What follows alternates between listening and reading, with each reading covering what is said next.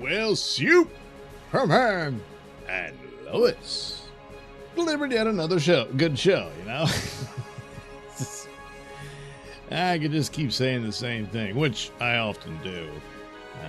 But in this particular episode, for a superhero show, and it could be easily someone who's hates them or doesn't want a good thing. Oh my God, they're dealing with a serious issue of suffering from cancer and this sort of thing. I gotta say, they handle it very, very well, and they deal with Lois. She's undergoing the treatment and the chemo, and it's making her sick. And of course, the actress, how should I put this? Like, she's a lovely lady, but she's very thin, and so, well, yeah. And so, with the lights off and everything, and she's very tired and in bed all the time, she, does look sick. They haven't really dealt with hair loss and that sort of thing so much. They show her wearing a hat and that sort of thing, but it looks like she hasn't lost a whole lot of hair. They didn't want to go through the expense of shaving her head, I guess, or anything like that. Or I suppose they could have just, tied her hair up and had her wear a hat all the time and that sort of thing, saying that's what she's going through. But the main thing, the final stage of her treatment, which I wouldn't think would be, they would still need some radiation and stuff like that following, but she's got to have a double mastectomy. And of course, at first she's trying to be stone-faced about it and say, oh, well, all my old outfits got to go because I won't have a bust line anymore and all this type of thing. And of course, Clark as a man can't fully appreciate intellectually. He understands when she's facing this disfigurement, and so he leans on Lana to come in because, well, she's a woman. So she's like, well, Lois, are you really facing this or not? And of course she wasn't. And so she opens up to Lana and talks about, things and stuff like that. And then eventually her and Clark come together. And it's this Superman show, but at the same time, the way it's handled is that's about the way it could go, And there was this dress that there's a memory for it, and they flash back to their early days, which would be cool if they could have done that more often through the series, in Metropolis, which is, the classic setting of Superman. But, and this is probably as good as it gets, and there's rumblings about, oh, it's too expensive of a show to keep it going and all this type of thing. So, if they went all out on it, it probably could doom it just for the financial aspect of it. So what they do with what they have is pretty good. And but basically, this was back when I don't think they said they were married yet or not. In this scene, but dating anyway, and obviously she already knows he's Superman and everything. But there's this journalistic award show, and she's gonna pass on it because she doesn't really believe in it or what have you. And but Clark had already bought her this evening gown. It was very expensive. He had to sell his baseball card collection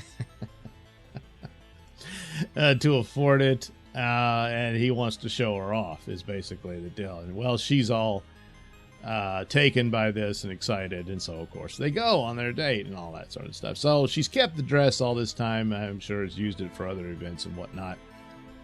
And but she's remembering it. And this was a romantic event for them. And it was very sexy and all this sort of stuff. But she's not feeling all that sexy now. She's very depressed. She's like, oh, God, I'm going to have to lose my breasts and all this stuff. And so that's the troubling thing about it. Now, Lana is saying, no, you should keep the dress. It's special. It's an important moment in your relationship with Clark and all that type of stuff. And so she ends up keeping it.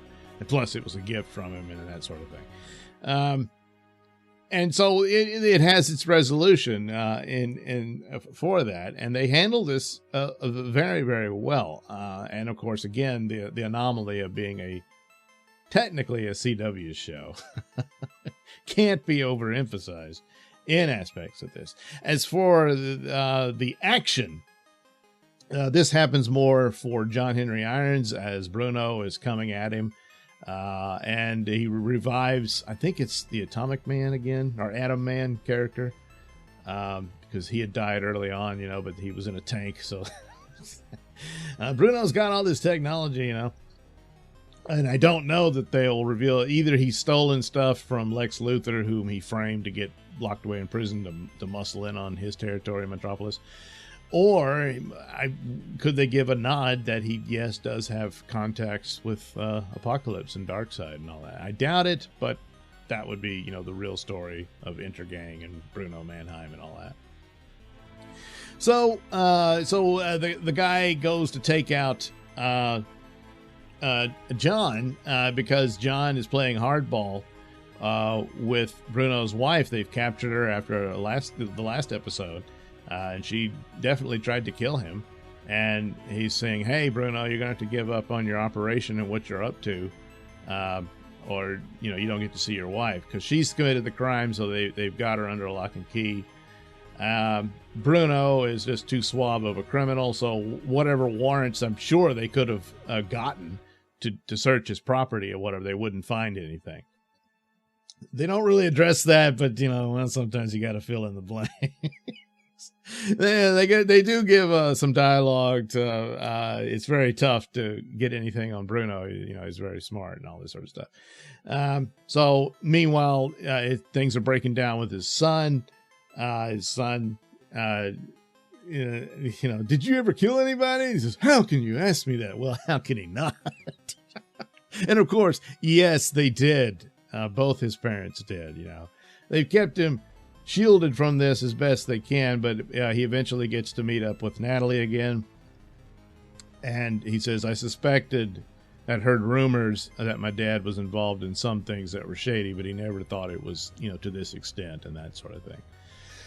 And then he says, "I think your dad's going too far. He won't let me see my dying mother," and even though when he's talking to Bruno, he kind of understands John's position, but, he wants to see his mom because she doesn't have long. But Bruno is saying, "Hey, look, I've got all this technology." So he takes his son to see Bizarro. He's got the corpse of Bizarro, which he's going to revive. And he says, "This is the technology that's going to save your mother's life." So he's luring his son back in. He's going to be torn between his father and his mother and, of course, his new girlfriend, who John Henry Irons has forbidden her from seeing him. But, of course, she saw him anyway. The brothers arrange for her to meet with him because they feel sorry for her and everything like that. The brothers are at odds, but Sarah gets them to hug it out. She demands they hug it out. Yeah. So, Adam and the undead brought back to fight John Henry Irons. He doesn't have his armor. It's badly damaged. And he gets pretty badly beaten. Superman intervenes, but Superman gets, walloped into the sky. And John Henry Irons is able to call his mighty hammer. And before Superman can get back, he takes out Atom Man, and it kills him. Of course, he was already dead, but still. So this is like, Superman is like really disappointed in that John did this, and everyone's kind of shooken up about it. But look, you can't blame him. What was he supposed to do? Superman was trying to get back in time, but he didn't. And this guy was out to kill him. Yeah, I'm on Team John on that one. And that's the thing. Like, I think I've mentioned this before. The way they've got John Henry Irons played out here, he's kind of the stand-in for Batman. About how he's at odds with how Superman deals with things. He's much tougher, and he's like, even Superman's like, "I don't know about this, keeping his wife from him and all that." And he says, "Look, don't go soft, Superman. Don't let your sympathy for her, because you're going through a similar situation. Your wife is sick. His wife is sick." And it's true. But again, that's part of the elements of Superman you got to have there. Otherwise, God forbid, he goes cold and hard and nasty. That's always the fear because of all the power he has. And that's part of the personality of Superman. He's always very conscious of how fragile humanity is. And so he's so overly careful because he absolutely does not want to be anywhere near that kind of monster, That's not to say John Henry Irons or Batman are monsters, but they don't have the power he has. Not really. And but still, in the situation, John Henry Irons, he's not invulnerable. Bullets don't bounce off of him. All he had was that super weapon, and this monster's coming at him. Hey, monster made its choice. So anyway, still the best there is, certainly in the superhero realm, on streaming television, what have you, that is around. And I haven't seen anything that definitively says it'll get another season after this one, or season 4, that I think it deserves. And even if they just move it to HBO, I mean Max, stupid title, but if they put it there, that'd be for the best, to give it a good send off, because I know they want to clean the board for their new DCU, even though I think you could just say this series is Elseworlds as well. But probably not in the cards, but there is time to do yet another season to give them a good send-off and wrap it up. Because in spite of this whole strange era of wokedom that we've been through, certainly through a lot of unfortunate areas of life, but in the entertainment as well, this show was a sweet, nice anomaly. And we would be, and again, it's earned a good send-off. Hopefully it'll get that. But anyway, another good episode of Superman and Lois.